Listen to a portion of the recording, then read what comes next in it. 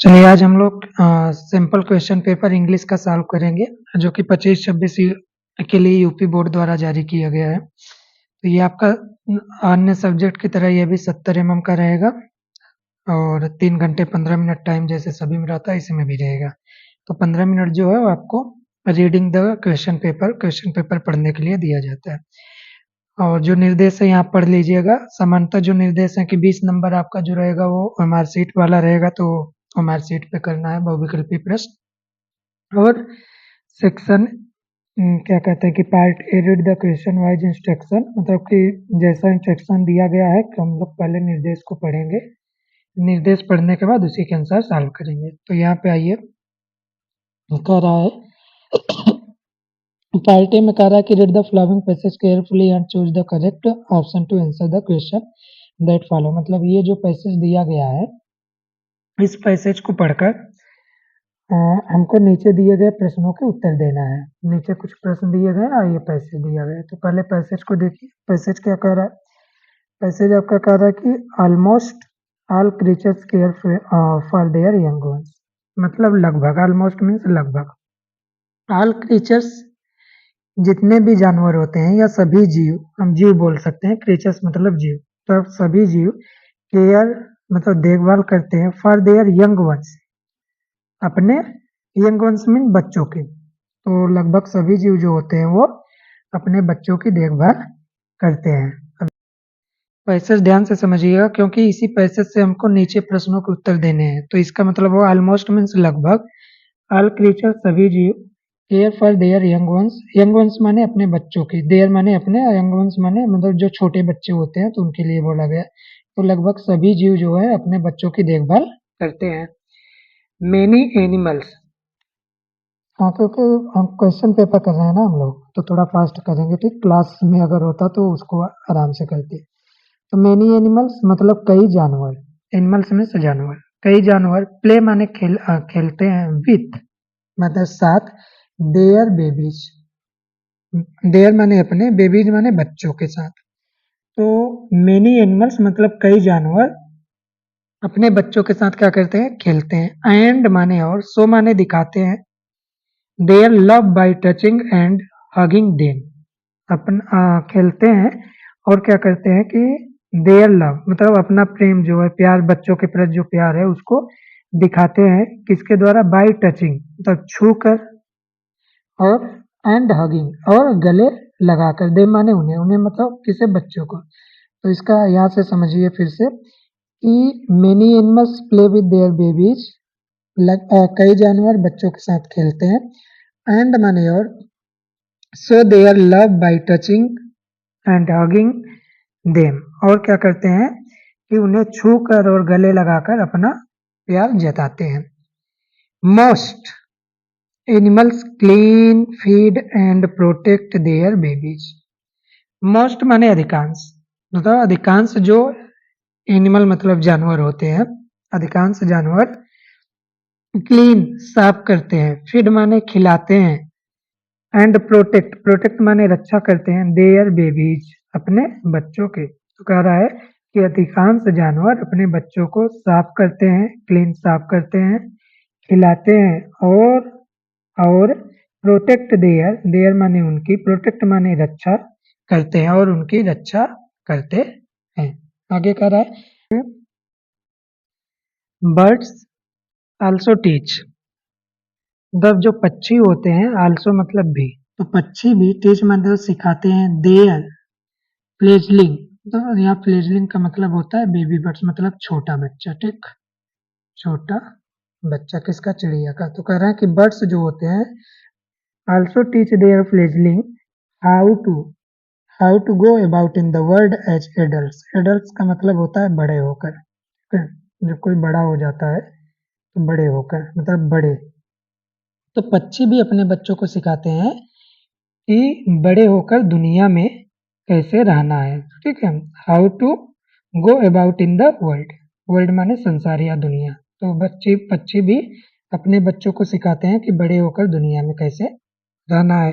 A number of animal build names for their young ones, number of animal का मतलब हो गया कि कई जानवर, ठीक है, जितने जानवर होते हैं उनमें से कुछ संख्या में, तो यह इसको हम बोल सकते हैं कई जानवर। बिल्ड माने बनाते हैं, होम्स मतलब घर। नंबर ऑफ एनिमल मतलब कुछ जानवर घर बनाते हैं फॉर देयर यंग वंस मतलब बच्चों के लिए। तो कुछ जानवर या कई जानवर जो है अपने बच्चों के लिए क्या बनाते हैं, घर बनाते हैं। जैसे हम दिया है टेलर बर्ड्स एक दर्जी पक्षी होता है, ठीक। एंड वीवर बर्ड्स, दर्जी पक्षी, और एक वीवर मतलब बुनकर, बुनकर बर्ड्स जो बुनकर घर बनाते हैं। आंट्स चींटियां, और वेस्प्स एंड बीज, और वेस्प मतलब होता है एक ततैया होता है एक, ठीक, जीव मतलब जंतु। एंड बीज मतलब मधुमक्खियां।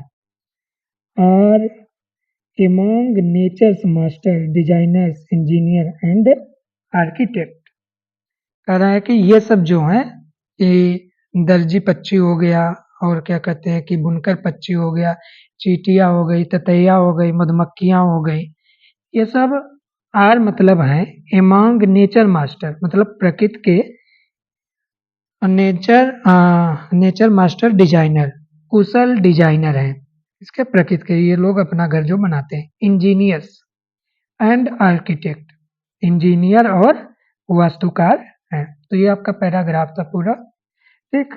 अब इसको हम लोग यहाँ से क्वेश्चंस देखेंगे, ये समझ में आ, देखिए पैराग्राफ अगर नहीं समझ पाएंगे तो क्वेश्चन का आंसर नहीं दे पाएंगे। इसको अगर आप पढ़ना, मान लीजिए पूरा मीनिंग नहीं भी आ रहा है लेकिन अच्छे से पढ़ लिए तो यहाँ पे आंसर आप दे लेंगे खूब आराम से। चलिए देखते हैं, पहला क्वेश्चन है आपका, कह रहा है कि which of the following is not called nature engineers and architect. देखिए अभी लास्ट में ही खत्म हुआ और लास्ट से ही पहला क्वेश्चन आ गया आपका कि इनमें जो दिया गया है, जैसे वीवर बर्ड्स हो गया, टेलर बर्ड्स हो गया, गोट्स हो गया, हंट्स हो गया, तो इसमें से कौन सा ऐसा है जिसे हम लोग is not called nature engineer, जिसे हम लोग क्या कहते हैं कि प्रकृति का वास्तुकार या इंजीनियर नहीं बोलेंगे। तो इसमें देखिए यहाँ पे दिया था कि टेलर बर्ड्स, वेवर बर्ड्स, ऑन्ट्स ये सब हैं, तो इसमें आपका ये भी है, ये है। गोट्स जो है बकरी, ये अपना घर खुद नहीं बनाती है, तो इसमें ये ऑप्शन हो जाएगा कौन सा है ऐसा जो कि नॉट कॉल्ड नेचर्स इंजीनियर, तो इसमें क्या हो जाएगा गोट, ठीक। लास्ट से पढ़े और लास्ट से ही खत्म हुआ, वहीं से हमारा क्वेश्चन आ गया। तो चलिए दूसरा क्वेश्चन देखिए, कह रहा है how do animals show their love with their young ones. तो जो जानवर होते हैं वो अपने बच्चों के प्रति अपना प्रेम कैसे, हम अपने बच्चों के प्रति अपना लाड प्यार कैसे दिखाते हैं। ऑप्शन दिया है सिंगिंग, और दूसरा ऑप्शन दिया है, देखिए सिंगिंग हो गया, दूसरा ऑप्शन दिया bye touching and hugging, enjoying और अकम्पनिंग। तो इसमें अभी इसमें पैराग्राफ में देखिए यहाँ पे पढ़े थे तो कि जितने भी एनिमल होते हैं babies, so they are love by touching and hugging, तो यहाँ से मिल गया आपका। और एक और तरीका है, देखिए जैसे आप क्वेश्चन देख लिए तो सो दे आर लव, ये वाला वर्ड भी अगर खोज लेंगे ना, जैसे नहीं समझ पा रहे हैं कि क्या कैसे कर रहा है, हमको नहीं आता रहा है, अगर इस वर्ड को भी खोज लेंगे ना इसमें, तो यहाँ पे देखिए so there love by touching and hugging, ये ऑप्शन आपका आ गया और ये ऑप्शन यहाँ पे दिया गया, ये देखिए ये ऑप्शन आपका दिया गया, तो ये ऑप्शन सही हो जाएगा। एक तीसरा प्रश्न कह रहा है, इसी का तीसरा प्रश्न देखिए, कह रहा है कि which word means baby bird in the following. इसका मतलब होता है बेबी बर्ड मतलब चिड़िया का जो छोटा बच्चा होता है, तो किसका मतलब होता है, बर्ड्स का, फ्लेटलिंग का, एनिमल का, आंट का। तो यहाँ पे देखिए जब पैराग्राफ पढ़े थे तो इसमें अभी बताए हैं कि ये जो था कि फ्लेजलिंग छोटा बच्चा, ठीक, छोटा बच्चा मतलब बेबी बर्ड्स, ये birds also teach their fledging, तो छोटा बच्चा ये किसका अर्थ होता है, फ्लेजिंग का होता है, तो ये ऑप्शन आपका सही हो जाएगा। चलिए क्वेश्चन नंबर 4 से 8 तक देखिए क्या है, कह रहा है कि choose the correct option to answer the following. यहाँ से हमें कोई एक ऑप्शन सही है उसको सिलेक्ट करना है कि कौन सा ऑप्शन सही है। अब देखिए every boy and every girl, फिर ब्लैंक स्पेस है इन द क्लास टुडे। तो देखिए अब एवरी लगा है, अब यहाँ पे थोड़ा आपको टेंस में जाना होगा, ठीक है। Every boy and every girls, तो रूल में पढ़े होंगे सब्जेक्ट एंड प्रेडिकेट, जब उसमें पढ़ाया गया होगा तो उसमें पढ़े होंगे इवरी शब्द जो होता है, इवरी शब्द ये एक वचन को दिखाता है, ठीक है। इवरी शब्द एक वचन को दिखाता है, एक वचन का मतलब ये सिंगुलर नंबर को दिखाता है। तो ये आपका सिंगुलर हो जाएगा, और जब सिंगुलर नंबर है तो इसके साथ सिंगुलर वर्ब भी आएगा। तो ये हैव है, हैव जो कि आपका प्लूरल फॉर्म में है, ये भी आपका प्लूरल फॉर्म में है, हैड प्रेजेंट, और लास्ट वाला है आपका इज प्रेजेंट। तो ये सिंगुलर नंबर में आपका इज आएगा, यहाँ से हम लोग पकड़ लेंगे तो ये ऑप्शन आपका सही हो जाएगा, इज प्रेजेंट हो जाएगा इसमें, ठीक। ये जो आपका इब्री शब्द होता है याद रखिएगा, जो इब्री है, every boy and every girls, तो ये क्या होता है ना, according to the rule of subject and verb agreement, मतलब सब्जेक्ट और वर्ब का जब रूल पढ़े होंगे तो उसके अनुसार क्या होता है कि when a subject is preceded by every, मतलब कोई भी सब्जेक्ट अगर इब्री से आपका है या इच से है, ये भी याद रखिएगा कि इच से है, तो इब्री और इच जो होता है, और यहाँ तक कि एंड से कनेक्टेड है, तब भी ये मत सोचिएगा कि ये एक सब्जेक्ट हो गया या दूसरा हो गया और दोनों एंड से कनेक्टेड है तो यहाँ पे प्लूरल फॉर्म हो जाएगा, नहीं। एंड ईच से रहे या इब्री से रहे, यहाँ तक कि अगर एंड से कनेक्टेड भी रहे, दोनों साथ अगर हैं, तो ये जो होता है ये ट्रीट करता है सिंगुलर सब्जेक्ट के जैसा, तो यहाँ पे ये सिंगुलर सब्जेक्ट जैसा ट्रीट करेगा, तो यहाँ पे सिंगुलर आपका इज प्रेजेंट, ठीक है। तो ये ऑप्शन आपका सही होगा, ये तो ऐसे भी गलत हो जाएगा, और ये सब। चलिए तीसरा जो है, ही इज वरीड एग्जामिनेशन। अब यहाँ पे देखिए, ऑन, इन, ऑफ, अबाउट, तो इसमें आपका प्रीपोजिशन सिलेक्ट करना है, ठीक। तो करेक्ट प्रीपोजिशन क्या होगा, ही वॉज वरीड, मतलब वो चिंतित है किसके बारे में, एग्जामिनेशन के बारे में, तो एक के बारे का मतलब होता है अबाउट, तो वो एग्जामिनेशन के बारे में चिंतित है, परीक्षा के बारे में, तो यहाँ क्या हो जाएगा, अबाउट हो जाएगा आपका। ठीक, आगे है रीअरेंज करना है आपको, देखो इधर उधर शब्द दिए गए हैं, इसको रीअरेंज करना है। तो इसमें क्या कह रहा है कि वर्ब वर्ब कह रहा है, सेंटेंस जो दिया है, last raining it been has night since, कह रहा है कि rearrange the following words cluster to make a meaningful sentence, मतलब शब्द जो है इधर उधर करके आगे पीछे दिए गए हैं उसको अच्छे से अरेंज करना है, जिससे इसका क्या कहते हैं कि अर्थ निकले। तो पहला दिया it been since night last has raining, लेकिन नियम क्या होता है कि सबसे पहले क्या आ जाएगा, सब्जेक्ट आएगा, सब्जेक्ट के बाद आपका क्या आएगा, हेल्पिंग वर्ब आएगा, हेल्पिंग वर्ब के बाद क्या आएगा, वर्ब आएगा, वर्ब के बाद क्या आएगा, ऑब्जेक्ट आएगा, ये रूल होता है। तो उसके बाद फिर और कुछ बच रहा है तो अदर वर्ड आएगा। तो यहाँ पे देखिए लास्ट रेनिंग इट, इट शब्द जो है ना ये आपका क्या हो जाएगा, सब्जेक्ट, इसका मतलब इट से शुरू होगा, और ये दोनों इट से नहीं शुरू है तो ये गलत हो गया, ये गलत हो गया, अब बचे दो, इसमें करना है। तो इट के बाद क्या आएगा, सब्जेक्ट के बाद हेल्पिंग वर्ड। अब देखिए हेल्पिंग वर्ड जो यहाँ पे है, बीन है, बीन लगा है, हैज है, तो कभी भी बीन हैज नहीं होता है बल्कि हैज बीन होता है, तो हैज बीन ये आ रहा है यहाँ पे, तो ये ऑप्शन आपका सही हो जाएगा, इट हैज बीन उसके बाद रेनिंग। वैसे भी देखेंगे तो इसमें वर्ब किस में है, लास्ट में है, तो वर्ब लास्ट में है तो ये भी गलत हो जाएगा, वर्ब जो है सही ऑर्डर में इसी में है, तो ये ऑप्शन आपका सही हो जाएगा, it has been raining since last night.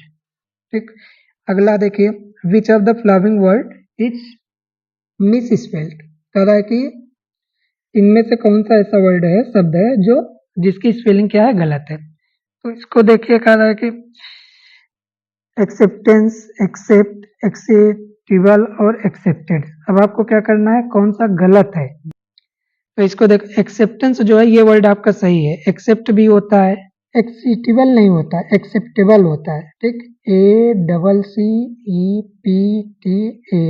ACCEPTABLE, ये आपका सही स्पेलिंग होता है, लेकिन यहाँ पे क्या लगाया, टी के बाद आई लगाया, तो यही आपका मिस स्पेल्ड है, मतलब यही जो है गलत है। ठीक, अगला question, he spent a lot of money of purchasing costly cloth, identify the word spent, मतलब ये जो spent शब्द है इसको आपको आइडेंटिफाई करना है कि ये आपका नाउन है, अगला ऑप्शन देखिए इधर है, नाउन है कि फिर आपका वर्ब है कि प्रोनाउन है कि एडवर्ब है।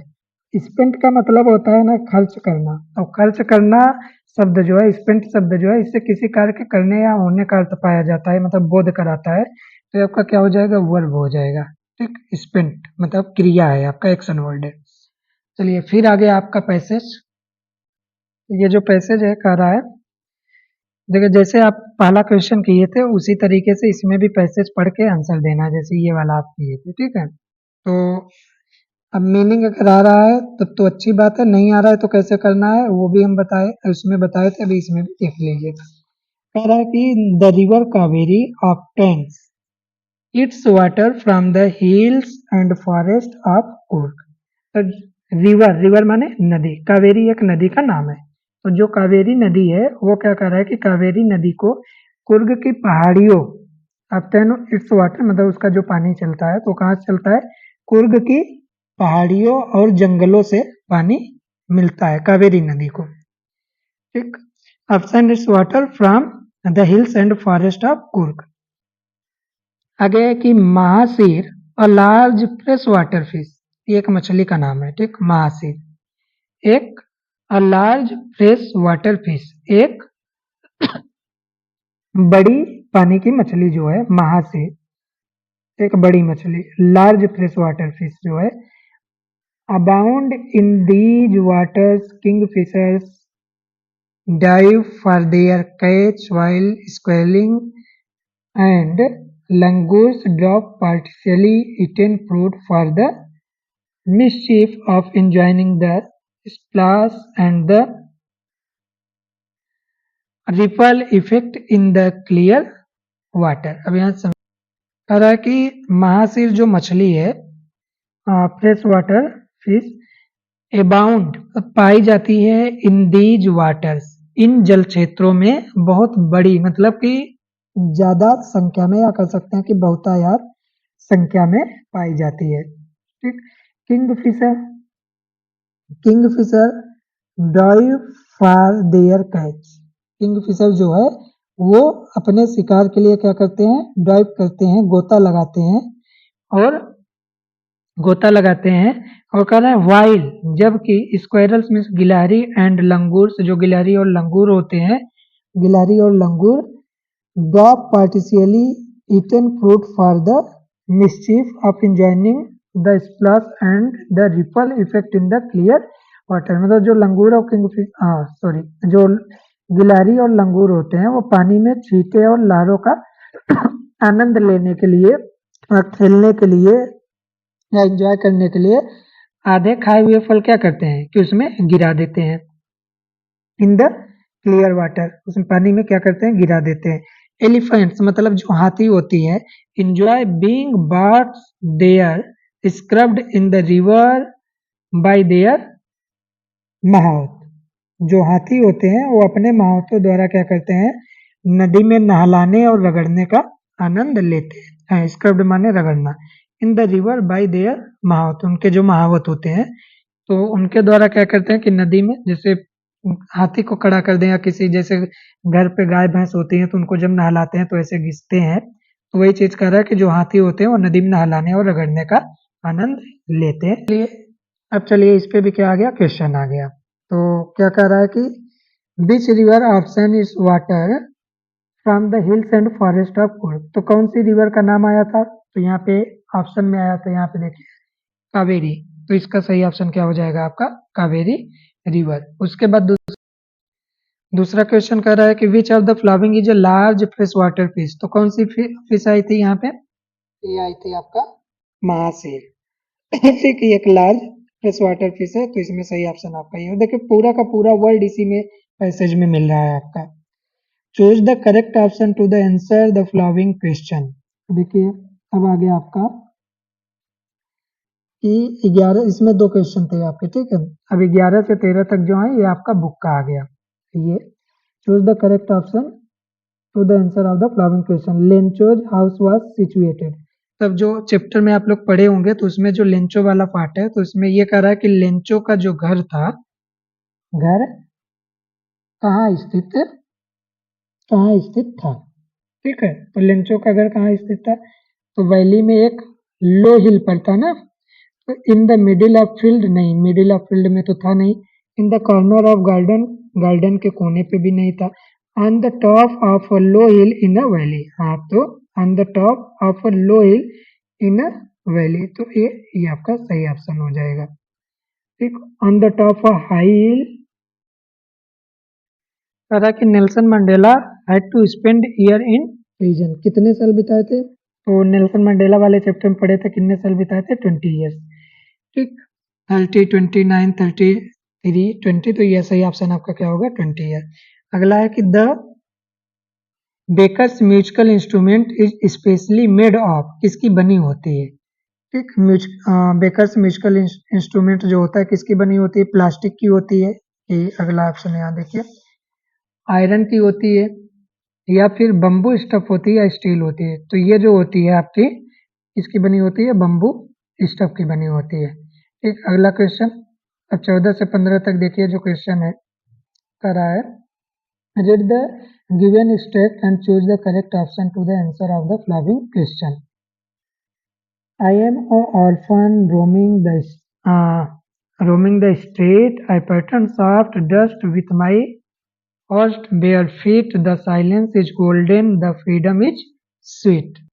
अब देखिए पोट्री वाला पार्ट आ गया, तो कह रहा है आई एम एन ऑर्फन, मैं एक अनाथ हूँ, रोमिंग द स्ट्रीट, कहाँ? सड़कों पर या गलियों में, स्ट्रीट माने गली, करता रहता हूँ, भटकता रहता हूँ या घूमता रहता हूँ। ठीक है, I pattern sub dust with my first bare fit, fit माने क्या होता है? पैर, अर्थात मैं अपने नंगे पैरों से धूल पर धीमी धीमी लकीरें, पैटर्न माने होता है कि एक तरह का जैसे कोई चीज बना होता है, ठीक, तो इसको हम लोग क्या बोलते हैं? पैटर्न बोलते हैं। तो कह रहा है कि I pattern soft dust with my first bare feet, मैं अपने नंगे पैरों से धूल पर धीमी धीमी लकीरें बनाता हूँ। आगे कह रहा है the silence is golden, the freedom is sweet, यह खामोशी सोने के समान है। गोल्डन, गोल्डन मतलब सोना, कौन सा? आभूषण वाला, ठीक, वो सोने वाला सोना नहीं, गोल्डन एक धातु जो है, आभूषण वाला। यह खामोशी, द साइलेंस इज गोल्डन, यह खामोशी जो है, साइलेंस माने खामोशी, सोने के समान है। और क्या कर रहा है? द फ्रीडम इज स्वीट, और जो फ्रीडम माने आजादी, यह क्या है? इज स्वीट, मी मीठी है, ठीक, स्वीट माने मिठाई होता है, तब मीठी या मिठाई के समान ऐसे बोल सकते हैं। चलिए इसमें जो हमें क्वेश्चन दिया, इसमें जो क्वेश्चन दिया है कि कह रहा है कि does I refer to in the above state, मतलब ये जो पार्ट है, ये कविता का जो पार्ट है, पोयम, ये जो पार्ट है ये कहाँ से लिया गया है? तो आपके बुक में एक चैप्टर है अमांडा, ठीक है, तो ये वहां से लिया गया है, अमांडा से।